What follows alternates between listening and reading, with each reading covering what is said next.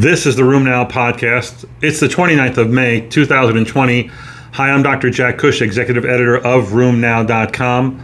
This week, should you worry about the skin or the other stuff with ANCA-associated vasculitis? Also, does your therapies have any impact on diabetes in your RA patients? You know, they kind of coexist. Maybe your therapies make a difference.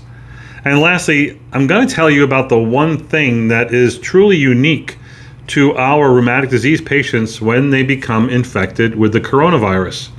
Stay tuned for this and more. So I want to remind you about this past Tuesday night rheumatology grand rounds presentation by Dr. Randy Cron from UAB, where he gave a great presentation on a cytokine storm syndrome. Check it out. I think I have a better understanding of what the telltale signs are, what the risk factors are, what the biology is behind the syndrome. It's important for us as consultants to know how to manage MAS and cytokine storm. The UPI came out with a very important quote from Dr. Fauci. You know, I get the email sometimes from David Mandel in Ohio, and David ends his emails with me with LTF, listen to Fauci. And that's way better than WTF. So yes, I listen to Fauci. And this week, UPI reported Dr. Fauci stating that the scientific data is really quite evident now about the lack of efficacy. And of course, he's talking about hydroxychloroquine. So take it from the source, LTF. As you know, this also comes at a time when the WHO suspended its very big Solidarity trial. It had enrolled 3,500 patients. It's still going to continue observing those 3,500 patients, but no more patients are being enrolled in this very large WHO trial. And as such, other countries have now stepped up and said no more hydroxychloroquine. That includes France, Italy, Belgium, and I'm sure there'll be others to follow. Again, I think that our country where we're doing trials, they should continue. As, for instance, there's a HERO trial where healthcare workers are being treated prophylactically with hydroxychloroquine to see what that effect is. I think we should follow that out and see where it's going to go. You know, there's this other new therapy that's in development for rheumatoid arthritis called fenbrutinib.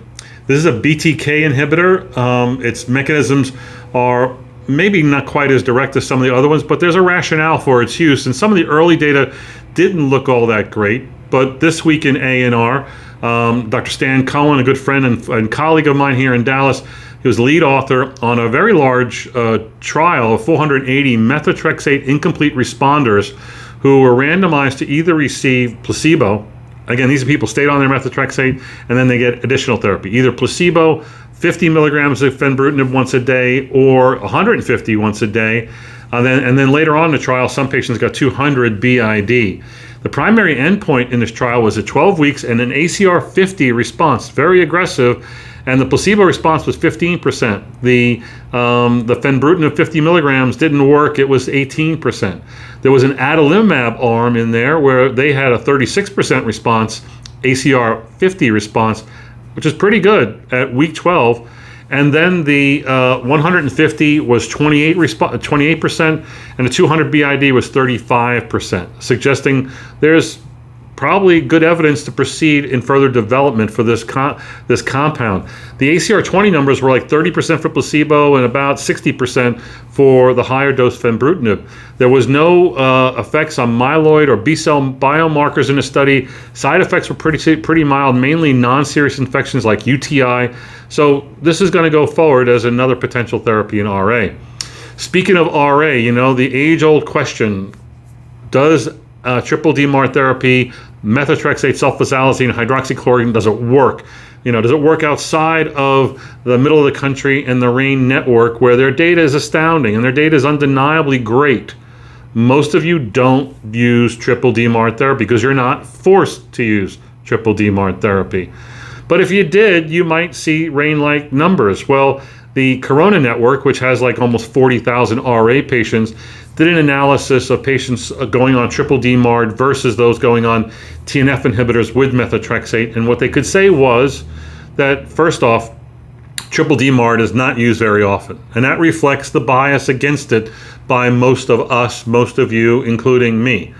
But And that shows up in the profile of the patients compared to those who got more aggressive TNF, more expensive TNF methotrexate therapy. Triple DMARD patients were older, had longer disease durations, had less activity, had more cancer as a background, and had more comorbidities. Not an ideal population. And not surprisingly, it didn't do well by comparison. They were less likely to get to low disease activity state, and they had a higher rate of discontinuations.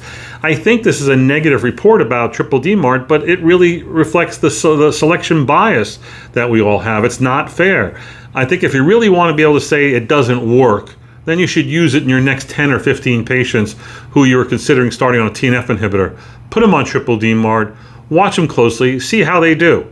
Or do your own trial of one on, one off, one on aggressive, expensive therapy, one on cheaper triple DMARD therapy. Tell me what you see.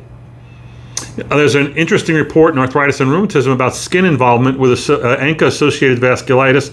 That includes MPO and PR3-associated vasculitis, MPAs, and GPA patients. 1,184 patients. This is a worldwide registry, I think, of 13 centers, and they showed that skin involvement is seen in over a third of patients, especially with GPA. It was a little less with MPA patients and a little more with EGPA patients or Churg-Strauss patients. The common skin manifestations were petechiae or purpuric lesions, urticarial lesions, and maculopapular rashes. The interesting thing about this study was if you had skin involvement with an ANCA-associated vasculitis, guess what? You were more likely to have systemic disease that was worse. And that includes glomerulonephritis and alveolar hemorrhage and other serious manifestations associated with ANCA-associated vasculitis. So look for skin involvement, worry about skin involvement when you see it. A meta-analysis of 15 studies looked at the potential of therapy on the risk of getting diabetes if you have rheumatoid arthritis. A lot of patients, almost 500,000 patients in this study, and they showed quite convincingly, a lot of studies show that hydroxychloroquine lowers the risk by 39%. Methotrexate lowers the risk by 19%. TNF inhibitors lowers the risk by 37%. And these were all significant reductions in the risk of diabetes. You know what increased the risk of diabetes? That's right, glucocorticoids, where there was at least a 50% increase for all doses. And if you were taking 10 milligrams or more, it was like a 125% increased risk of getting diabetes.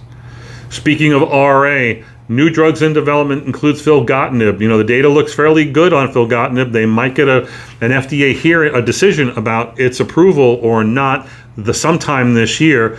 But in addition to developing this selective JAK1 inhibitor for rheumatoid arthritis, filgotinib is being studied in other diseases. This week we report on the results in ulcerative colitis, plus minus here, meaning that compared to placebo, the 200 milligram dose looked good at 10-week responses. 10-week responses. So it worked fast as you would expect a JAK inhibitor to work. However, the 100 milligram dose was not significant. But if you worked out to like 6 months, both the 100 and 200 milligram dose was both significant. That's really the big issue with this drug. They have a 100 milligram dose and a 200 milligram dose. Will they get both doses approved by the FDA? We have to wait and see. It looks like they probably are going to go for both doses, but remains to be seen. Both look good, but we need to see what happens in RA. Speaking of JAK inhibitors, baricitinib, some data came out this week about the risk of developing hepatitis B reactivation with baricitinib. The data comes from the phase 3 RA trials of almost 3,000 patients where they've had 215 patients who had evidence of occult or resolved hepatitis B, meaning they were B surface antigen negative, but hepatitis B core antibody positive. When they looked at 215 patients, there were 8 who had an elevated hepatitis B viral load by DNA PCR, showing that they could have, therefore, reactivation. Half of those met the definition of reactivation, and a total of 3 out of the 8 required antiviral therapy. So, this has been seen with other drugs, including abatacept, and certainly with TNF inhibitors. The risk with TNF inhibitors for Hep B reactivation is about 2% if you pool all the data on all the observational trials. The rate here looks like it's about 2 to 3.7%. So the risk could be constitutive to RA alone, or it could be related to the therapies we use. Remains to be seen. I think the most important report this week was when I combined two different reports on COVID and rheumatic disease patients.